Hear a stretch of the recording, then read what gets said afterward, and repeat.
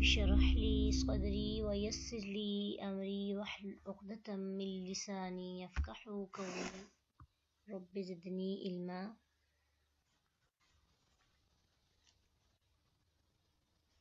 Lesson number 22, chapter number 4, compound यानी मुरक्कब की definition और इसकी थोड़ी सी एक्सप्लेनेशन कल हमने सीखी थी. आज है मुरक्कब की इकसाम. मुरक्कब नाकिस की 4 इकसाम है: मुरक्कब तौसीफ़ी, मुरक्कब अज़ाफ़ी, मुरक्कब इशारी और मुरक्कब जारी. तो आज उसकी एक टाइप को डिस्कस करेंगे, मुरक्कब तौसीफ़ी को. मुरक्कब नाकिस की पहली किस्म मुरक्कब तौसीफ़ी. ऐसा मुरक्कब जिसके 2 इज्ज़ा इसम हो. मुरक्कब का मतलब होता है कि एक से ज़्यादा वर्ड्स आ रहे हों, यानी 2 हो या 2 से कम हो. तो ऐसा मुरक्कब जिसके दोनों इज्ज़ा क्या हो, इसम हो, और इसमें पहले इसम की अच्छाई या बुराई बयान की जा रही हो और दूसरा इसम इस अच्छाई या बुराई को बयान कर रहा हो. तो अरबी ग्रामर की इस्तिलाह में मौसूफ और जो इसम अच्छाई या बुराई बयान करे इसे सिफ्त कहते हैं. यानी जिसकी अच्छाई बयान की जा रही हो या बुराई बयान की जा रही हो वो मौसूफ कहलाएगा, और जिसके साथ जो इसम बयान कर रहा हो वो सिफ्त कहलाएगा. मसलन हम कहते हैं ना, नेक लड़का, तो नेक क्या है, सिफ्त, और लड़का क्या है, मौसूफ. क्योंकि लड़के की तारीफ की जा रही है वो मौसूफ है. तो जिसकी तारीफ की जा रही होगी या किसी की बुराई की जा रही होगी तो वो शख्स मौसूफ कहलाएगा, और जो बुराई या अच्छाई बयान हो रही होगी वो सिफ्त कहलाएगी. अल वलदु सालिहुन, नेक लड़का. तो अल वलदु मौसूफ है, सालिहुन सिफ्त है, क्योंकि अल वलदु की तारीफ बयान हो रही है और सालिहुन तारीफ है. फिर अल वलदु फासिकुन, अल वलदु मौसूफ होगा, फासिकुन इसका क्या है, सिफ्त होगी. तो क्या बना, नाफरमान लड़का. तो इसको अगर देखें, इसका फार्मूला बनता है मौसूफ प्लस सिफ्त इज इक्वल टू मुरक्कब तौसीफ़ी. मौसूफ पहले फिर सिफ्त, तो उसको अगर दोनों को मिला दिया जाए तो बन जाता है मुरक्कब तौसीफ़ी. अब इसमें उर्दू के लिहाज से इसको थोड़ा देखना है कि मुरक्कब तौसीफ़ी के तर्जुमा करने का तरीका क्या होगा. तो आप जानते हैं कि हमने तो इसका तर्जुमा उर्दू लैंग्वेज में करना है.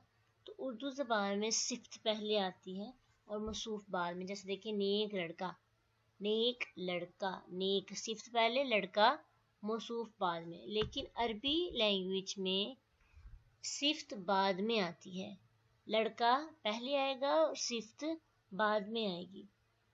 तो इसलिए जब आपने इसकी ट्रांसलेशन करनी है मुरक्कब तौसीफ़ी की, तो आपने इसकी ट्रांसलेशन करते वक्त इसकी सिफ्त पहले और मौसूफ बाद में लिखना है. अभी देखिए कुछ एग्जांपल्स हैं. अल अमलु सालिहुन, अमल क्या है, नेक, नेक अमल. तो नेक क्या होगा, मौसूफ, अमल क्या होगा, सिफ्त. तो हम पहले किसकी ट्रांसलेशन करेंगे, सालिहुन की. अरबी जुबान में सालिहुन नेक, अल अमलु अमल. किताबुन किताब, जदीदुन नई, तो नई किताब. पहले जदीदुन की ट्रांसलेशन फिर किताबुन की, क्योंकि अरबी जुबान में सिफ्त पहले आती है, मौसूफ बाद में. और अरबी जुबान में मौसूफ पहले आता है और सिफ्त बाद में, और उर्दू में सिफ्त पहले और मौसूफ बाद में. इस चीज़ को याद रखिए कि अरबी में جس انسان کی جس چیز کی تعریف بیان کی جائے وہ پہلے اور اس کے بارے میں جو کچھ بھی کہا جائے وہ بعد میں.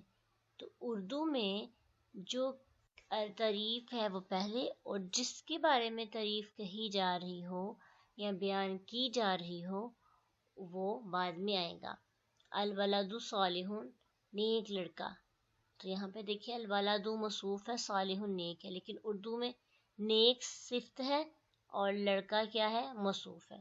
تو دونوں کی ترتیب تھوڑی سی چینج ہوتی ہے. تو جب ہم اس کی اردو میں ٹرانسلیشن کریں گے تو ہم نے اس چیز کا خاص خیال رکھنا ہے. اس کے بعد عربی زبان کے کچھ قواعد ہیں مرکب توصیفی کے لحاظ سے. سب سے پہلا کہ پہلا جز کیا ہو؟ موصوف ہو، اور دوسرا کیا؟ صفت. مرکب توصیفی کا پہلا جز موصوف اور دوسرا جز صفت کہلاتا ہے. جو موصوف ہے عموماً اسم ذات سے آتا ہے. اسم ذات اور اسم صفت ہم نے پڑھی تھی نا اسم کی اقسام میں، کہ اسم ذات وہ اسم ہے جس کو سنتے ہی انسان کے ذہن میں کوئی تصویر بن جاتی ہے، جیسے کتاب، کرسی، قلم اور ایسا ہی باقی لوگوں کے نام. تو صفت جو ہے وہ بس ایک صفت ہوتی ہے، نہ سے ہم سوچ سکتے ہیں، اس کی کوئی تصویر سامنے نہیں آتی. تو موصوف عموماً اسم ذات سے اور صفت ہمیشہ اسم صفت ہوتی ہے. ٹھیک ہے، جیسے بھی کتاب جدید پڑھا، کتاب کو ذہن میں سوچے تو فوراً سے کتاب ذہن میں آ جاتی ہے. تو کتاب کیا ہے؟ اسم ذات، اور جدید کیا ہے؟ اسم صفت. پھر تیسری جو چیز اس میں بہت امپورٹنٹ ہے وہ یہ ہے کہ موصوف اور صفت میں 4 باتوں میں مطابقت ہوتی ہے، مطلب وہ ایک جیسے ہوتے ہیں. 4 چیزوں میں ان کی کوآرڈینیشن ہو جاتی ہے، یا یہ کہہ لیں کہ برابری ہوتی ہے. کس میں؟ وسعت میں. وسعت کسے کہتے ہیں؟ معرفہ اور نکرہ کو. اگر موصوف معرفہ ہے تو صفت بھی معرفہ آئے گی، اگر موصوف نکرہ ہے تو صفت بھی نکرہ ہی آئے گی. اسی طرح اعرابی حالت، جو اعرابی حالت موصوف کی ہوگی صفت کی بھی وہی ہوگی. اگر موصوف کی حالت رفع ہے تو صفت کی بھی رفع ہوگی، جری ہے تو جری ہوگی. اسی طرح جنس میں مذکر مؤنث میں بھی دونوں ایک جیسے ہوں گے. اگر مذکر ہے موصوف تو صفت بھی مذکر آئے گی، اسی طرح مؤنث ہوگی تو صفت بھی مؤنث آئے گی. عدد، واحد، جمع، تثنیہ کے بارے میں، تو واحد، جمع، تثنیہ میں بھی، عدد میں بھی اگر تو موصوف جمع ہے تو صفت بھی جمع ہوگی، واحد ہے تو واحد ہوگی، تثنیہ ہے تو تثنیہ ہوگی. تو ان 4 چیزوں میں مطابقت پائی جاتی ہے، ادروائز وہ پھر مرکب توصیفی کے قواعد پورے نہ ہونے کی وجہ سے جملہ صحیح نہیں بنتا.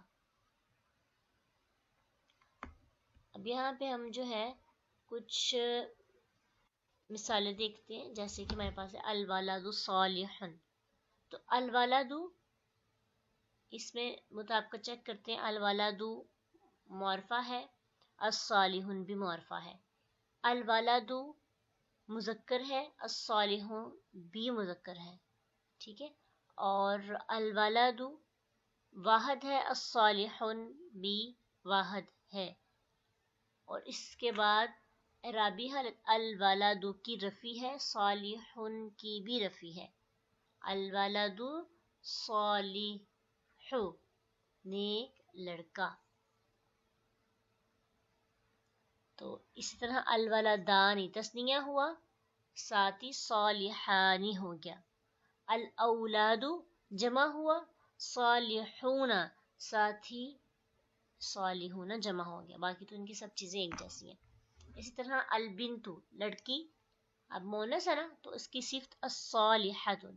البنتانی 2 لڑکیاں، الصالحتانی تثنیہ میں آ رہی. البناتی الصالحات. اب دیکھیں آپ کو کلیئرلی سمجھ آئے گا کہ جو پہلا ہے موصوف ہے وہ اسم ذات سے ہے، اور اسم ذات کی جو جمع ہے وہ عموماً مکسر ہوتی ہے. تو آپ نے چیک بھی کیا ہے کہ الولد کی جمع اولاد جمع مکسر ہے، اور البنت کی جمع یہاں پہ البنات یعنی جمع مکسر ہے. تو ان کے اندر مطابقت بھی پائی جا رہی ہے. اگر معرفہ ہے، دونوں موصوف صفت معرفہ ہے. پھر اگر ایک مونس ہے تو دوسرا بھی مونس ہے، اگر ایک تثنیہ ہے تو دوسرا بھی تثنیہ ہو رہا ہے، اگر ایک جمع میں آ رہا ہے تو صفت بھی جمع میں ہی آ رہی ہے۔